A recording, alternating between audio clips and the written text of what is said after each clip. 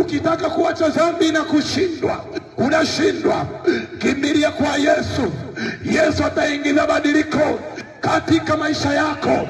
Wewe ambaye maisha yako ni ya masturbation, kijana unapiga masturbation, kijana unapiga masturbation, unajifariji ndani ya moyo, unasema masturbation sio dhambi. Ngoja nikwambie, masturbation ni dhambi.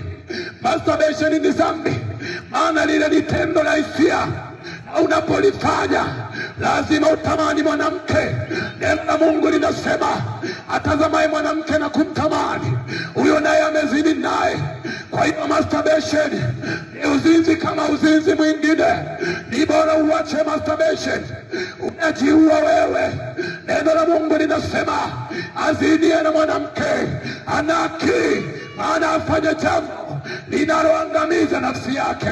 Kubali kutubu leo, kubali kuacha dhambi leo, kubali kubadilika leo, kubali kumfuata Yesu aweze kukuokoa, aweze kukuepusha na moto wa jehanamu, aweze kuyafuta majina yako katika kitabu cha hukumu, aweze kuyaandika majina yako katika kitabu cha uzima wa milele.